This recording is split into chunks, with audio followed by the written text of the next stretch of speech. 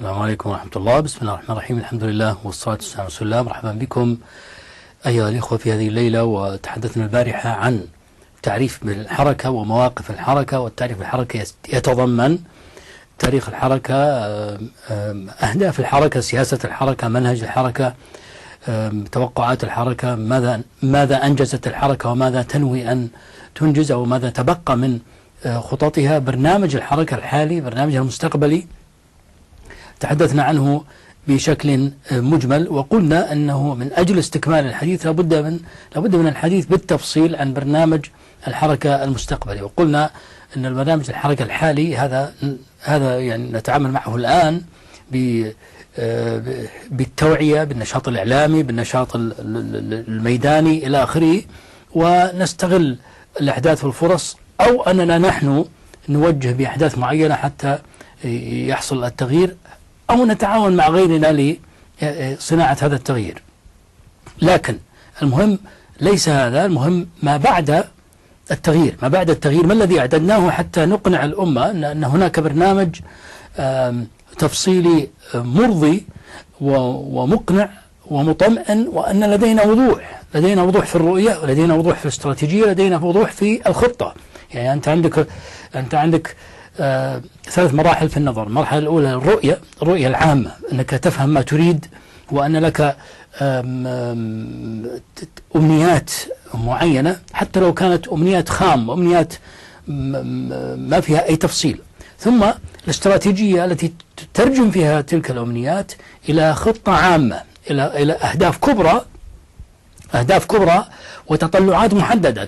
تقول أريد كذا وكذا وكذا، ثم تحول هذه الاستراتيجية إلى خطة تفصيلية، تقول المرحلة الأولى كذا، والمرحلة الثانية كذا، والمرحلة الثالثة كذا، ثم تفصل هذه الخطة التفصيلية إلى تفصيل أكثر. وهذا ما طرحناه. فنحن رؤيتنا الرؤية العامة هي تغيير وضع البلد من منهج الامتلاك ومنهج التحكم المطلق ومنهج الاستبداد والسرية، وأن الاقتصاد والسياسة وكلها بيد السلطة، بيد أسرة واحدة، حتى الدين، حتى الثقافة، حتى التاريخ، كلها بيد أسرة واحدة، إلى منهج الشورى والمحاسبة والشفافية واستقلال القضاء وحرية التعبير وحرية التجمعات، وبرنامج تنوي متكامل. هذه الرؤية.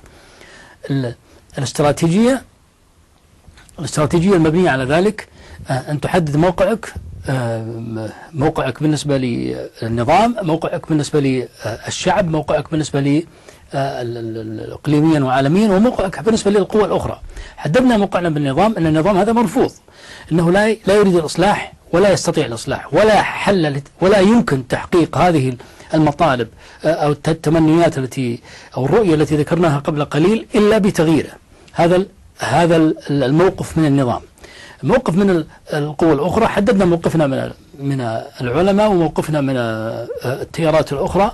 وأما موقفنا من القضايا الإقليمية والعالمية، هذه لا يمكن تحديدها إلا ببرنامجنا التفصيلي لما بعد التغيير. ما هو برنامج بعد التغيير؟ من ضمنها الاستراتيجية، أنه مباشرة بعد التغيير أن يكون لديك الاستعداد للتعامل مع التحديات المباشرة حتى تمنع الفوضى. ثم بعدها المرحلة الانتقالية التي تصلح فيها القضايا الملحة التي لا مجال فيها للانتظار. ما يمديك تسوي انتخابات وتسوي دستور، تسوي كذا، أمامك تحديات مباشرة يجب أن تحلها. ثم الوضع الدائم الذي المبني على دستور متفق عليه من قبل الأمة. هذه الاستراتيجية. ثم الخطة التفصيلية التي فيها تفصيل لكل مرحلة مرحلة الإجراءات الفورية، ومرحلة الانتقالية، ومرحلة الدائمة.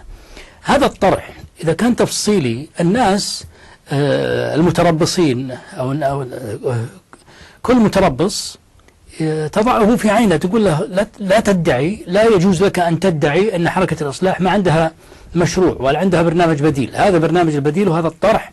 والحركة تتحدث عن رؤية، تتحدث عن استراتيجية، تتحدث عن خطة، تتحدث عن منهج، تتحدث عن برنامج. فالحركة عندها طرح متكامل، والطرح هذا قيل صوتيا وقيل مرئيا وقيل كتابيا، ونشر في الانترنت ونشر حتى في كتيب. من زمان نشرها احنا من قبل سنة 2000 منشور هذه الرؤية. فالمتربصون الذين يزعمون أن الحركة ليس عندها طرح نضعه في عيونهم فقط من باب إسكاتهم. أما الذين لديهم قلق حقيقي مبرر ويسألون سؤالا في محله، يعني فعلا يريدون أن يتأكدوا أن الحركة تتحدث عن علم ومعرفة ورؤية ونظر واستراتيجية، نقول هذا بين أيديكم، لعل هذا الكلام يقنعكم. وهناك عدد كبير من الناس لا ينظرون هذه النظرة، لا ينظرون نظرة الاستراتيجية ولا مع أن بعضهم ولا الرؤية، مع أن بعضهم يردد ما يقال. من هو البديل؟ إيش البديل؟ ما يفهم، لا يفهم عبارة من هو البديل، ولا يفهم إيش هو البديل، يرددها كما يسمعها ولا يدرك محتواها. هؤلاء في الجملة يتعاملون مع الأحداث بردة الفعل المباشرة. ما يعني اللي يأخذ أمي يقول له يا عمي، ما في أبدا إنسان يستهلك الأحداث، بس يستهلك الأخبار استهلاكا، ويقوده من غلب. اللي غالب يقوده، ما عنده مشكلة، يعني لا يصنع الأحداث ولا يستطيع حتى يتفاعل مع الأحداث. أقصى مدى تفاعله أن يستمع ويردد ويتداول الأخبار، هذا أقصى تفاعله. ولذلك كثير من الناس يردد من هو البديل، هو أصلا ما يدري ايش معنى كلمة بديل. طيب، ماذا نستطيع أن نقول الآن بناء على هذا الكلام؟ لدينا 3 مراحل كما ذكرت: مرحلة الإجراءات الفورية بعد سقوط النظام، والمرحلة الطرح، المرحلة المؤقتة التي يتم فيها التعامل مع تحديات الدولة. اليوم قدم مقدمة لكل الحاجات الثلاث، وغدا إن شاء الله يمكن نتناولها واحدة. ما المقصود بالإجراءات الفورية؟ طبعا نحن لا نستطيع أن نضمن يعني كيف يتم الخلاص من النظام. هل سيتم بالطريقة التي نتمناها نحن، أن عمل شعبي، مظاهرات حاشدة ويسقط النظام، ويكون هناك اتفاق على القيادة بطريقة معينة فتطبق هذه المعلومات حرفيا، أو أنه والله يحصل ارتباك داخل النظام وفي نفس الوقت يوازيه عمل شعبي معين، فيصير في ارتباك يؤدي إلى نوع من اللخبطة في داخل النظام نفسه، يعني بسبب خلاف في العمل في الأسرة الحاكمة، أو أن يحصل تتحرك بعض القوى التي تؤمن بالعنف، تؤمن باستخدام السلاح، وتجري عملية اغتيالات ومواجهات وتتعقد القضية، أو أن تندلع حرب إقليمية مثلا وتضعف هيبة النظام ويتم اختراقه، ويضطر الناس أن يحموا أنفسهم لأن النظام عاجز عن حماية البلد، فتصبح القضية معقدة. فنحن لا ندري ما هو السيناريو الذي يزول فيه النظام، ولكن أمنيتنا نحن وأمنيتنا أن يزول النظام بطريقة هادئة ويمكن فيها تطبيق هذا الكلام. إذا زال النظام وأصبح عندك ما في يعني ناس قلقون على وضعهم الأمني ووضعهم الغذائي، وضعهم في توفير الأمور الأساسية من الشرب والأكل والاتصالات والكهرباء، إذا زال النظام هكذا بسرعة فالناس يقلقون من هذا الأمر، خاصة أنه قد يكون هناك من يتربص حتى يجعل الناس يشتاقون لعودة النظام، مثل ما حصل في مصر وحصل في تونس وحصل في ليبيا، يربكون الوضع حتى يتمنى الناس عودة الظالمة وعودة الطاغية. حتى لا يحصل هذا الأمر، وحتى لا ينجح أي متربص، وحتى لا يستفيد ضعاف النفوس من اعتقاد الناس أنه لا يوجد سلطة، توضع هذه الإجراءات: إجراءات لضبط الأمن والمحافظة على النظام العام، إجراءات لتأمين استمرار الخدمات العامة والمؤسسات الحيوية، إجراءات لحماية الحدود والأمن القومي، إجراءات لحماية المعلومات والوثائق التي تؤدي لحفظ الحقوق، إجراءات لمنع المجرمين والمطلوبين من الاختفاء، وإجراءات لإقفال الطريق أمام أي مبرر لتدخل خارجي. هذه الإجراءات لا أريد أن أناقشها الآن، أتركها لوقتها. المهم أنها مدروسة ومحسوبة، ليس يعني عبقريتنا ولا بإبداعنا، ما نحن لا نحن ما نجيب شيء من الصفر. هي تجارب معروفة في العالم وفي التاريخ وفي الدول، يستطيع الإنسان يستفيد من تجربة غيره ويلخصها، يجمعها ويلخصها ويضعها في اتجاه واحد. الإنسان العاقل يجب أن لا ينظر لنفسه نظرة أنه يأتي بما لم يأتي فيه الأولون، لا، الأولون جابوا وجربوا، سيستفيد من تجربة من سبقه ويلخصها ويجمعها في اتجاه واحد بما يناسب وضع بلده. فإذا هذه الطمأنة لابد منها، طمأنة أن لدينا رؤية أنه اللحظة التي يتم فيها انتصار، لو مفترضنا مثلا انتصار الثورة، أنه كيف يمكن ضبط الأوضاع أمنيا والمحافظة على النظام العام، كيف يمكن تأمين الاستمرار الخدمات العامة من اتصال وكهرباء ومياه ونقل والمؤسسات الحيوية التي تأتي بالأكل وتأتي بالشراب إلى آخره، كيف يمكن حماية الحدود والأمن القومي، وكيف يمكن حماية المعلومات والوثائق التي تؤدي لحفظ الحقوق، وكيف يمكن إقفال الطريق أمام أي مبرر للتدخل الخارجي وطمأنة العالم في إقليميا وعالميا باتجاه هذه القيادة الجديدة. بعد ذلك، بعد أن يستقر الوضع، يطمئن الناس أن ترى خلاص يعني السالفة ليست رعب وليست نهيب وليست مذابح قبائل وخرابيط اللي يذبحون فيها. قضية فرح ونشوة وابتهاج بهذا التغيير، والناس يريدون الآن خلاص مطمئنين، ما هم خايفين، يبون حل مشاكلهم. خلاص اطمئننا، ما احنا خايفين من فوضى ولا من فتن ولا من انعدام الأمن، ولا خايفين من أنه والله الماء اللي يجي من الشرقية ولا من الغربية ينقطع علينا، ولا احنا خايفين من الله من اتصالات، ما في اتصالات ولا في كهرباء ولا في مكيفات، كل شيء ماشي على حسب الأصول. نبي الآن المشاكل الملحة كيف نتعامل معها. تعلقونا تقولون انه والله مجلس انتقالي وانتخابات مدري شو، ولا تحلون مشاكلنا؟ لا يا اخي، بنحل مشاكلك. مجلس انتقالي وانتخابات راح تأتي، لكن تأتي حينما تمر المرحلة الكافية التي يدرك فيها الناس معنى الحرية ومعنى المسؤولية ومعنى الكرامة، وينسون الواقع السيء، وأصلا يعرفون الشخصيات اللي أمامهم. ما يتلفت، ما يعرف إلا الذين كان يرفعهم إعلام بن سعود، لا، يدرك أن هناك شخصيات وقيادات تستحق أن يلتف حولها الناس. فإذا ما هو البرنامج؟ ما هو هذا البرنامج الانتقالي؟ البرنامج الانتقالي يتناول قضيتين. القضية الأولى حل هذه المشاكل الملحة التي من ضمنها إصلاح الجهاز الأمني، إطلاق سراح المساجين، إصلاح وضع العلماء في الدولة والمجتمع، إصلاح القضاء، إصلاح الجهاز الأمني، إعادة ترتيب النشاط الشعبي والمجتمع المدني والعمل الخيري، معالجة البطالة، معالجة الفقر، معالجة مشكلة السكن والإقامة، معالجة قضية الجريمة والمخدرات والوضع الأمني، كلها حلول تفصيلية سنراها لاحقا.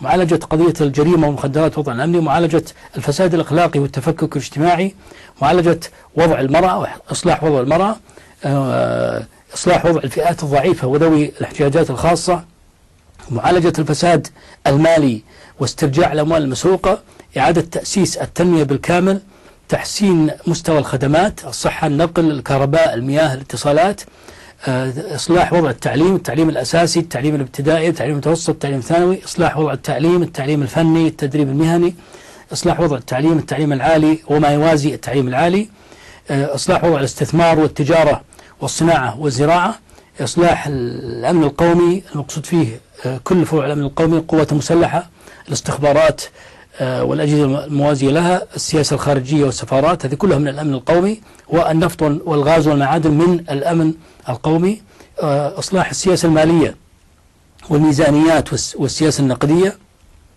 والسياسة المالية طبعا يندرج تحتها السياسة النقدية اللي هي البنوك، الثقافة والإعلام، إصلاح وضع الثقافة والإعلام، الشباب والرياضة، إدارة وتنظيم الحج، السياحة، إدارة المناطق، ونظام الحكم المدني.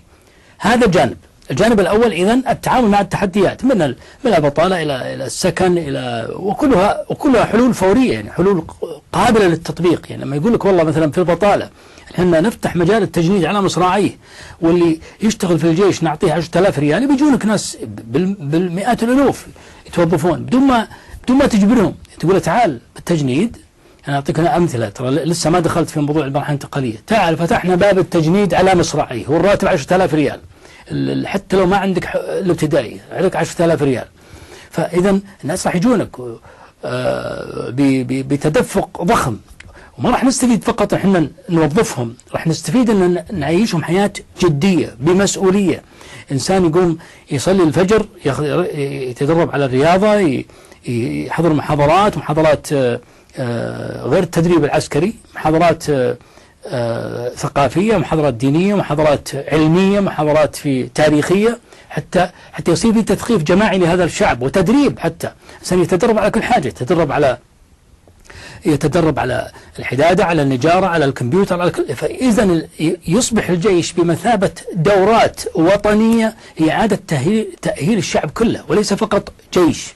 فإذا وحياة جدية وانضباط. هالشباب اللي قاعدين مساكين يريدون أن يخدموا بلدهم، ما يعرفون كيف يخدمون البلد، قاعدين يطحنون الوقت ويتلهون بالمخدرات ولا بمطارد النساء. يفتح لهم المجال على مصراعيه لأن يخدموا البلد بالطريقة الصح، وأن يخدموا أنفسهم كذلك. هذا مثال. أنا لا أتكلم هنا أنا أعجب إنسان يقدم هذا المشروع بتفاصيله التي من ضمنها هذه التي يتمناها كل إنسان قلق على بلده، خاصة الذين يدعون الدين من مشايخنا. أعجب لماذا لا يدعمون هذا التغيير. يعني كل الطيبين من المشايخ يتمنون أن والله تستغل قوة السلطة وفلوس السلطة لتدريب هؤلاء الشباب في جيش ضخم يدرب الناس ليس فقط على القتال، بل على حياة جادة وثقافة عالية وتدريب مهني وتدريب فني. ويطلع الإنسان من بعد 6 شهور أو سنة من الجيش يطلع إنسان مختلف تماما. هذه أمنية كل إنسان داعية، كل إنسان مصلح، كل إنسان جاد قلق على الوطن. لماذا لا يدعمون هذا المشروع إذا؟ لماذا لا تدعموننا وأنتم تعلمون أن هذا واحد فقط من برامجنا التي نريد أن ننقذ فيها هذا البلد؟ تخلص يا أخي من كل مظاهر الانحراف الاجتماعي والتفكك الاجتماعي والفوضى الأخلاقية الموجودة في البلد، التي تسببت في كل ما ترونه من حتى الإنتاج في البلد يتحسن، حتى الإنتاج، حتى الجدية، حتى مستوى التعليم في البلد يتحسن، حتى القدرة على المواكبة الحضارية تقفز بتسارع عجيب لو نجح هذا الأمر. فإذا هذا الجانب الأول. الجانب الأول في المرحلة الانتقالية هو إصلاح الخراب الذي تركه ابن سعود بسرعة، بإجراءات عاجلة. والإجراءات العاجلة ممكنة إذا كان عندك قيادة تجمع ما بين الكفاءة وما بين الأمانة، القوي الأمين، تجمع ما بين الإخلاص لهذا البلد وما بين القدرة الإدارية التي تستفيد من المقدرات البشرية والمقدرات المادية والمقدرات الروحية في البلد. تجمع ما بين هذا وهذا، تستطيع فعلا أن تستثمر أقصر وقت في إحداث تغيير هائل في هذا البلد. هذا الجانب. الجانب الثاني، خلال هذه السنة أو 6 شهور أو السنة ونص تتفق الأمة بعد ذلك، خلال هذه المدة الانتقالية يعد الدستور الدائم لهذا البلد. ما نعد احنا الآن، احنا ممكن نحط قواعد الدستور عموما، لكن ما نحتكر الحق في إعداد الدستور. أنا ضد احتكار حتى تسمية البلد المستقبلي، أنا ضد احتكار فيها. الناس ذابحين وش اسم البلد مستقبلا؟ يا أخي إذا سميناها مارسنا ممارسة ابن سعود، يعني سلط عليهم اسم الأسرة السعودية. فإحنا ليش يعني نسمي ونورط، يعني ونحتكر الحق بعد ما تتوفر للأمة الفرصة بأن يشارك الجميع بالرأي. يعني ستأتيك اقتراحات ضخمة وممتازة تعمل عليها التصويت وتختار الاسم المناسب للدولة القادمة. فإذا وضع الدستور لا يمكن أن نضعه الآن نضع دستور شكلي فقط من باب التشجيع، من باب أو قواعد العامة للدستور. أما أنك تضع دستور تفصيلي هذا فيه احتكار، فيه مصادرة لحق الأمة التي ستكتب الدستور مستقبلا. ولا يمكن أن يتم الدستور إلا أن تدرب الناس على الحد الأدنى من الانتخابات والحريات، من انتخاب مجالس المناطق، انتخاب اللجنة التأسيسية للدستور، انتخاب الحكام المناطق إلى آخره. تدرب الناس على هذا مفهوم الانتخاب، مفهوم المسؤولية، بحيث أنه ما تنطلق المرحلة الدائمة إلا والناس قد أنجزوا أمرين. الأمر الأول وضعوا القاعدة النظرية التي تدير هذا البلد، والأمر الثاني هو أنهم تدربوا على كيفية التعامل مع تحديات الانتخاب وغيره. هذا إذن فيما يخص المرحلة الانتقالية. إذن المرحلة الانتقالية كما ذكرت تتضمن سلسلة من الإجراءات الفورية، الإجراءات السريعة، ليس الفورية، الإجراءات السريعة التي تحل المشاكل الملحة، والثاني هو الاستعداد للمرحلة الدائمة. إذن ما هي المرحلة الدائمة؟ المرحلة الدائمة هي دولة، خلاص الدولة استقرت على نظام جديد، نظام مكتوب فيه تحدد طريقة اختيار السلطات، وطريقة العلاقة بين هذه السلطات، وطريقة احتكام هذه السلطات، ومرجعية هذه الدولة، مرجعيتها الدينية ومرجعيتها الدستورية، بمعنى العقد الاجتماعي اللي بينهم. الإسلام يجيز لك أن تضع عقدا داخليا لا يتعارض مع الدين، أنك تضع عقدا تلتزم به لا يسقط شرطا شرعيا، إنما تضع أنت بينك وبين نفسك وبينك وبين جماعتك تضعون شروطا ملزمة لكم. فهذا العقد الاجتماعي اللي يسمونه الناس الدستور فوقه الدين. يقولون في حاجة اسمها فوق الدستورية، مبادئ فوق الدستورية. نعم، المبادئ الوحيدة اللي فوق الدستورية هي الدين. مع أنه فلسفيا تستطيع أن تقول والله إذا أنت كتبت في نفس الدستور أن المرجع هو الكتاب والسنة، خلاص ما عاد تحتاج تقول مبادئ فوق الدستورية، هي من ضمن الدستور أن المرجع هو الكتاب والسنة. المهم هذا المرحلة الدائمة لا نطرحها من باب إثبات أن عندنا رؤية، ولا نحتاج للتفاصيل فيها، لأن أي تفصيل نقوله الآن البلد في لحظة الحرية سيكون فيها عقول مفكرة تتفوق علينا. يعني بدل ما يكتب واحد مشغول في مرحلة المعركة، معركة التحرير والخلاص من الظلم، مشغول بهذه المعركة يكتب أفكار للدستور، غدا لما تحصل الحرية ويتوفر لك عشرات ومئات من العقول الممتازة في العلم الشرعي، ممتازة في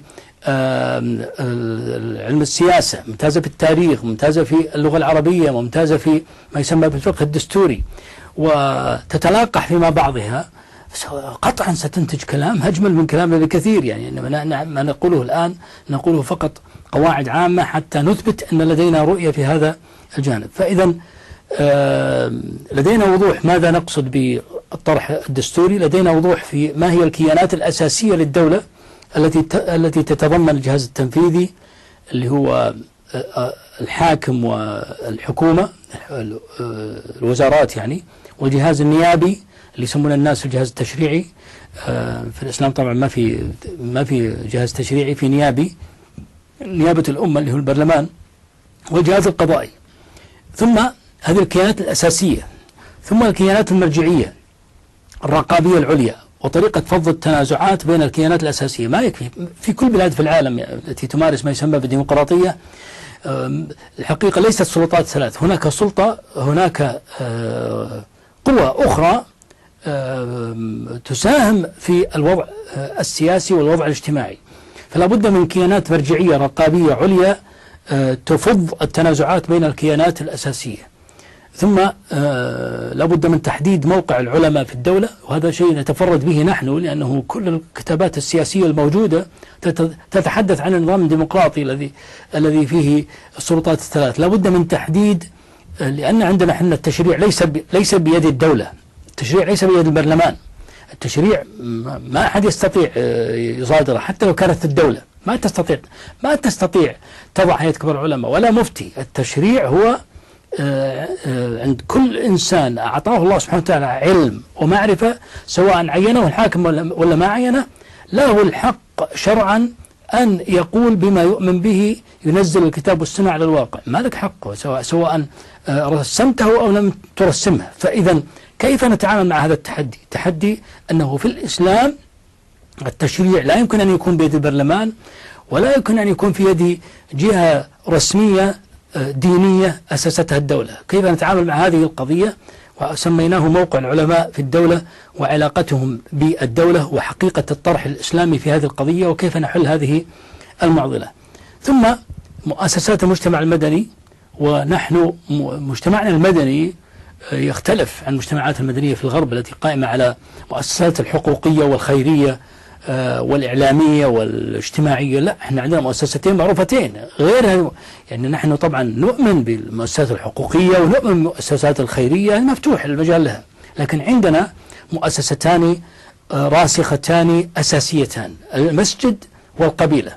لازم نتعامل معها، لازم نتعامل مع هذه المؤسسات بوضوح كيف يجب أن يكون موقعها في الدولة الجديدة، المسجد والقبيلة. فإذا النظام السياسي، مفهوم الدستور، كيف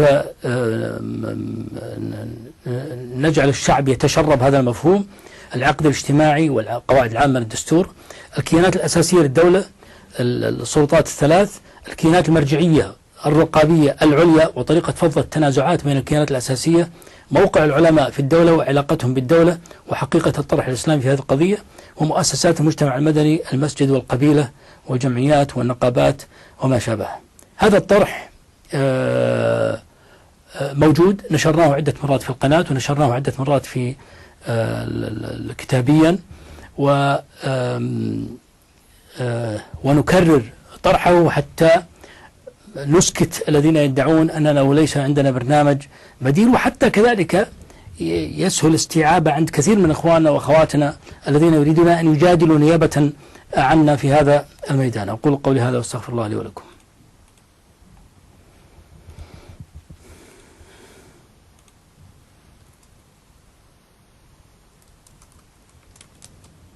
نبدأ الآن أخذ المشاركات، والأخوة الذين ليس عندهم هاتف يمكنهم مشاركة بالسكايب.